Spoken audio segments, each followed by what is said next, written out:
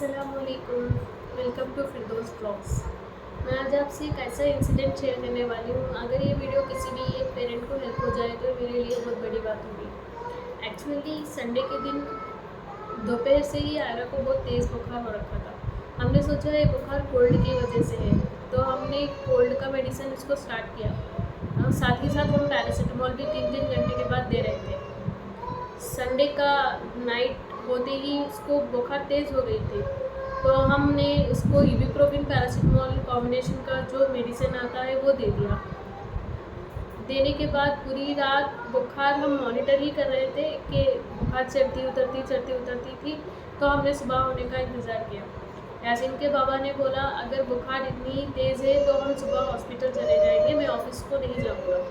लेकिन बुखार सुबह होते होते ठीक ठाक हो रही थी, तो मैंने उनको बोला कि आप ऑफिस चले जाओ, अगर कुछ ज़रूरत है मैं आपको फ़ोन कर दूँगी। ऐसा सुबह मैं 6 बजे उठ के इनके लिए लंच बॉक्स प्रिपेयर कर दिया, नाश्ता बना दिया। तो ये नाश्ता करके जब ये नाश्ता कर रहे थे तो आयरा अच्छी तरह खेल रही थी। कभी जब भी ये ऑफिस के लिए निकलते हैं तो आयरा उठ जाती है। एक हाफ एन आवर के लिए उसके बाबा के साथ खेल के उसके पापा जाते ही फिर वो 1 घंटे का नैप लेने के लिए सो जाती है। एज़ यूजुअल वो इसी तरह उसके बाबा जब नाश्ता कर रहे थे वो खेलती रही। तो हमने सोचा कि बुखार कोल्ड की वजह से ही है, तो हमें ज़्यादा टेंशन लेने की ज़रूरत नहीं है, तो मैं आराम से अब ऑफिस जा सकती हूँ। ऐसा वो समझ के ऑफिस के लिए निकल गए। और मैं जब उसके पापा चले गए तो मैं इसको फीड करा के आयरा को भी सुला दिया। मैं ज़्यादातर क्या करती हूँ कि बेडरूम का जो डोर है बाहर से थोड़ा लॉक कर लेती हूँ, ताकि जब मैं किचन में बर्तन वगैरह साफ़ करूँ तो उसकी आवाज़ की वजह से आयरा की नींद डिस्टर्ब ना हो। मैं इसी तरह आज भी डोर बाहर से लॉक करके अपना काम किचन में कर रही थी। यासीन को नाश्ता दे रही थी, मैं भी नाश्ता किया, किचन साफ़ कर रही थी। जब हम लंच बनाते हैं तो किचन ये हो जाता ना, चीज़ें मिस हो जाती ना, तो मैं इसको साफ़ कर रही थी। पूरा कर लिया, घर का पूरा काम हो गया। घर का काम होते होते 9 बज गए थे। जब मैं आकर आयरा को चेक करने के लिए आई कि वो अभी सो रही है कि नहीं, अगर सो रही है तो उसका खाना मैं बाद में पका देती हूँ। ये चेक करने के लिए मैं डोर ओपन की। डोर ओपन करते ही मैं क्या देखती हूँ कि आयरा शिवर कर रही थी। She is like shivering, literally she is shivering. ऐसा शिवर कर रही थी जैसा कि वो किसी ने उसको आइस बॉक्स में बिठा दिया हो। एसी भी चालू नहीं था, फ़ैन भी बहुत स्लो पे रखा हुआ था, बस 1 आध 2 पे रखा हुआ था। फ़ैन की स्पीड भी 1 आध 2 पे ही थी, लेकिन वो इस तरह शिवर कर रही थी कि मैं देख के डर गई। तो मैंने फ़ौरन, मेरे को कुछ भी समझ भी नहीं आया मैं क्या करूँ। मैं यासीन के बाबा को फ़ोन लगाऊँ, क्या करूँ, मेरे को लिटरली कुछ समझ में नहीं आया। फर्स्ट मैंने उसको उठा लिया गोदी में, तो उसको मैं हिला रही हूँ तो हिल भी नहीं रही थी, उसके हाथ पैर ऊधे हो रखे थे। अब वो जस्ट शिवर कर रही थी, वो अंदर के अंदर रो रही थी, आवाज़ भी बाहर नहीं आ रही थी। मैं एकदम डर गई, मेरे को कुछ भी समझ में नहीं आया। अब पेरेंट्स को फ़ोन करूँ कि इसके बाबा को फ़ोन करूँ, मुझे कुछ समझ भी नहीं आ रहा था। अगर पेरेंट्स को फ़ोन भी करती तो वो दूसरे स्टेट में रहते हैं, करने का भी कुछ फ़ायदा नहीं है। ऐसा जैसा करके मैंने रैपिडो बुक कर दी। रैपिडो बुक होते होते मुझे 5 मिनट लग गए समझो। और जब मैं रैपिडो बुक की, फ़ौरन आयरा का ड्रेस चेंज किया और यासीन को भी ड्रेस चेंज कर लिया। मैंने बुर्का वगैरह पहन के हॉस्पिटल की फ़ाइल ले ली और मैं लॉक करके बाहर चली गई। रैपिडो का वेट कर रही हूँ तो अभी रैपिडो नहीं आ रहा। 10 मिनट हो गए, 15 मिनट हो गए, रैपिडो आ रहा ही नहीं था। तो फिर मैंने उसको कैंसिल करके फिर दूसरा रैपिडो बुक कर लिया। तो 2-3 मिनट में कैब आ गई समझो। यहाँ से हॉस्पिटल 2 से 2.5 किलोमीटर है मेरे घर से हॉस्पिटल का डिस्टेंस। तो मैं हॉस्पिटल के लिए निकल गई।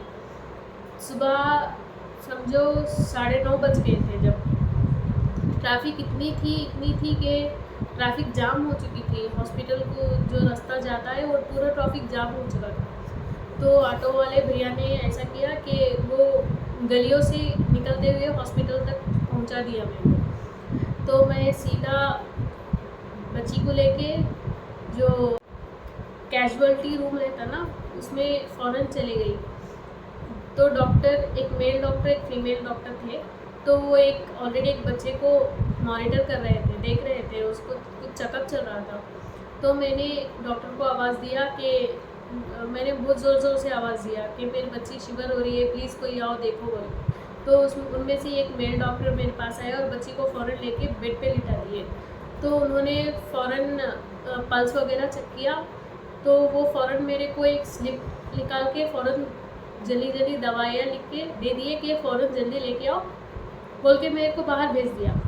मैं आईने में से देखती हूँ कि आयरा को जो ऑक्सीजन का मास्क रहता ना, वो लगा चुके थे। वो देख के मैं अभी डर गई। तो मैंने ऐसे जैसा करके यासीन को वहीं बिठा के, क्योंकि उसको इधर उधर लेके घूमना मतलब और टाइम वेस्ट हो जाएगा, इसको यासीन को मैं वहीं कैजुअलिटी के बाहर बिठा के, छोटे बच्चे को मैं स्लिप लेके फार्मेसी चली गई। फार्मेसी जाके वो स्लिप उनको दिखाई तो वो बोलते आपको कंसल्टेशन फ़ी भर कर आना है पहले। तो फिर मैं वो स्लिप फार्मेसी में दे के, आप प्लीज़ जो भी मेडिसिन है वो पैक करके रखना, मैं जब तक जो भी कंसल्टेशन फ़ी है वो बनकर आप पे करके आ जाऊँगी, ऐसा बोल के मैं फिर कैजुअल इसमें जो कंसल्टेशन का जो ये काउंटर रहता है वहाँ चली गई। उनको सो एंड सो इन्फॉर्मेशन दिया, तो उनको जो कैजुअलिटी का फ़ी है वो अलग है, वो ऐसा उन्होंने बोला। तो मैंने उनको फ़ी पे किया। फ़ी पे करके वो जो रिसिप्ट देते वो लेके मैं फार्मेसी में चली गई। फार्मेसी में लेके गई तो उन्होंने जो भी मेडिसिन है वो पैक करके रखे थे, तो उनको भी अमाउंट पे करके मैं जो भी मेडिसिन है वो लेके कैजुअलिटी के पास चली गई। कैजुअलिटी के पास देखती तो आयरा नहीं थी, उसको NICU में शिफ्ट कर दिए थे वो लोग। मेरे को और घबराहट हो गई, क्या हो गया, उसको NICU में क्यों लेके गए, ऐसा बोल के मैं वहाँ, और एक फीमेल डॉक्टर थी ना, उनको पूछा मैडम क्या हुआ, क्यों ऐसा NICU में क्यों लेके गए मेरे बच्चे को, ऐसा बोल के बोले। तो वो बोले उनको नाजल और थ्रोट कंजक्शन हो चुका है, मतलब पूरा इन्फेक्शन आ चुका है, वायरल इन्फेक्शन, उनको सांस लेने में तकलीफ़ हो रही है, इसलिए हमने उनको NICU में शिफ्ट कर दिया। तो आप ये दवाई NICU के बाहर जो भी स्टाफ है उनको दे दीजिएगा। तो मैं फ़ौरन लिफ्ट पकड़ के यासीन को लेके NICU के पास चली गई। NICU के बाहर जो भी स्टाफ है उनको मैंने आयरा फिरदौस का नाम बोल के मेडिसिन उनके हाथ में थमा दिया। तब 1 घंटा हो गया, 2 घंटा हो गया, हम बाहर ही वेट कर रहे थे। इतने में मैंने यासीन के बाबा को फ़ोन लगाया, लेकिन उन्होंने फ़ोन लिफ्ट नहीं किया। शायद वो किसी मीटिंग में होंगे, वरना वो फ़ोन उठा लेते हैं, किसी अर्जेंट मीटिंग में होंगे, इसलिए उन्होंने फ़ोन लिफ्ट नहीं किया। तो मैंने फ़ोन काट दिया और मैं बाहर वेट कर रही थी। इतने में जो मेल डॉक्टर है जो आयरा फिरदौस का चेकअप कर रहे थे, पहली बार जिसने देखा, वो बाहर आए NICU से। मैं उनसे पूछी कि क्या हुआ, तो उन्होंने भी वही बोला कि उनको थ्रोट पूरा कंजक्शन हो चुका है, पूरा ब्लॉक हो चुका है और उनको फीवर 104 है। अगर आप 5 से 10 मिनट और देर कर देते तो उनको सीजर्स आने के चांसेस थे। वो सीजर्स में ही जा रही थी, वो शिवरिंग होना मतलब वो उनको सीजर्स आने ही वाले थे, लेकिन आप उनको करेक्ट टाइम पे हॉस्पिटल लेके आ गए, वरना उनको सीवियर सीजर हो जाता, क्योंकि उनकी बुखार जो है सर पे चढ़ रही थी, ऐसा बोल के उन्होंने बोला। तो उन्होंने और कुछ और दवाइयाँ ऐड करने के लिए बोला, तो मैं नीचे गई और वो भी दवाइयाँ ला के उनको दे दी। ऐसा वैसा करके 3 घंटे हो गए। 3 घंटों के बाद वही मेल डॉक्टर बाहर आके बोले कि now she is all right, but हम उनको और 2 घंटे ऑब्जर्वेशन में रखेंगे, क्योंकि बुखार अब अभी कम हुई है। अगर बुखार फिर चढ़ेगी तो उनको फिट्स आने के चांसेस है, मतलब सीजर्स आने के चांसेस है। तो मैंने बोला अब तो वो नॉर्मल है ना, ऐसा पूछ के मैंने पूछा उनसे। तो वो बोले हाँ she is right now she is fine, but उनको ऑब्जर्वेशन में रखने की ज़रूरत है, ऐसा बोल के वो बोले। तो मैं थोड़ा सुकून की सांस ली। मैं उनको बोली और कितना टाइम लगेगा, वो बोले और 2 घंटे तक आपको यही इंतज़ार करना पड़ेगा। तो मैं थोड़ी सुकून, मेरा दिमाग थोड़ा सुकून हुआ। फिर यासीन भूख की वजह से रो रहा था, तब टाइम 2 और अढ़ी बज चुके। तो मैं यासीन को हॉस्पिटल का जो कैफेटेरिया रहता ना, वहाँ ले जाके कुछ नाश्ता वगैरह खिला दिया यासीन को भी, क्योंकि आसिन का भी मुझे ही देखना था, साथ में कोई नहीं था, वो भी जस्ट 3 साल का था, वो भूख कैसा बर्दाश्त कर सकेगा। तो मैंने उसको थोड़ा नाश्ता वगैरह खिला दिया। फिर हम दोनों NICU के बाद बैठ गए। टाइम 4 बज चुके थे, तब वही मेल डॉक्टर आते हैं और बोलते हैं कि नाउ एवरीथिंग इज़ फाइन, आप आयरा को अब घर ले जा सकते हो। अगर फीवर फिर भी 101 से भी ज़्यादा बढ़ जाए तो आप फ़ौरन आयरा को हॉस्पिटल में एडमिट करना पड़ेगा। तो हॉस्पिटल के जो भी फॉर्मेलिटीज़ है वो मैंने पूरे कर दिए और आयरा को घर लेके आ गई। फिर से रैपिडो बुक किया और हम घर वापस आ गए। हम घर आते ही ऐसा हुआ कि आयरा ज़ोर से वॉमिटिंग करने लगी। सुबह से उसने जो भी फीडिंग किया था वो सब उसने वॉमिट कर दिया, मेडिसिन वो पूरा उसने वॉमिट कर दिया। मैं घबरा गई। फिर से मैंने हॉस्पिटल को कॉल किया, जो इसकी डॉक्टर है, मैंने उनसे बात की कि ऐसा ऐसा है, उसने वॉमिटिंग कर दिया ऐसा बोल के। तो उन्होंने बोला कुछ घबराने की ज़रूरत नहीं है, आप वोमिकाइंड जो ऑनॉनसेट्रॉन सिरप आता है ना, उसको 0.5 ml दे दो। अगर वो देने के बाद भी अगर उसने वॉमिटिंग की तो आप फिर मेरे को एक बार कॉल कर देना। तो मैंने फ़ौरन उसको सिरप दे दिया। सिरप देते ही आयरा फिर सो गई। डॉक्टर ने ये बात भी बोली थी कि आयरा को 2-2 घंटे के बाद 15 मिनट के लिए नेबुलाइजेशन देना है। इससे जो भी उनका कंजक्शन है या जो भी थ्रोट इन्फेक्शन है वो कम हो जाएगा। तो मैंने 2 घंटे के बाद आयरा को नेबुलाइजेशन दिया तो वो थोड़ा सांस सीधा लेने लगी, लेकिन उसका बुखार कम ही नहीं हो रहा था। तो फिर से मैंने हॉस्पिटल को फ़ोन किया कि ऐसा ऐसा है, उसकी बुखार कम नहीं हो रही है। तो डॉक्टर ने बोला कि थोड़ा ठंडे पानी से उसका बॉडी कूल करते रहो, अब ऐसी कोई बात नहीं है, आप फिर भी उसका जो भी टेम्परेचर है वो मॉनिटर करते रहना।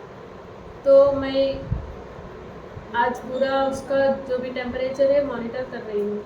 देखो मेरी एक गलती की वजह से मेरी बेटी जो 7 महीने की है इतना सफ़र कर रही है।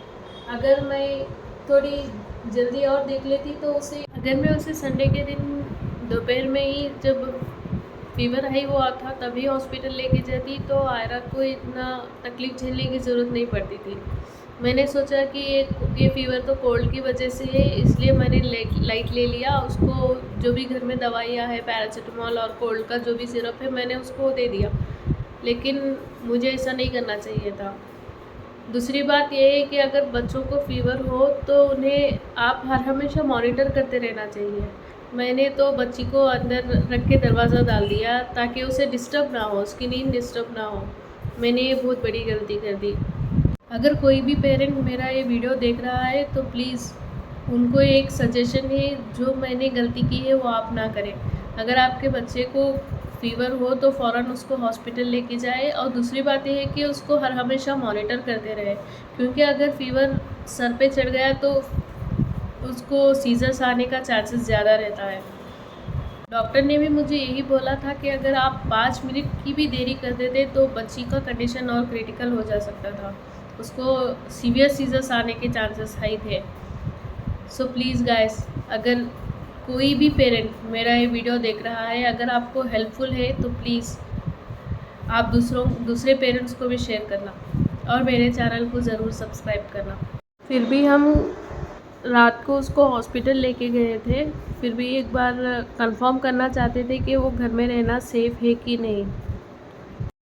उसके डॉक्टर ने यही बोला कि अब वो तो आउट ऑफ डेंजर है, लेकिन फ़ीवर का आपको ध्यान रखना चाहिए और उसको ज़्यादा रोने मत देना। और दूसरे दिन उसको चेकअप के लिए लाने के लिए बोले, तो हम सुबह उठ के उसको हॉस्पिटल लेके फिर जाएंगे। आपके लिए तो वो ठीक है। अगर आप मेरे क्रिटिकल प्रेगनेंसीज़ के बारे में कुछ जानना चाहते हो, अगर आप इंटरेस्ट हो तो प्लीज़ मेरे चैनल को ज़रूर सब्सक्राइब करना प्लीज़।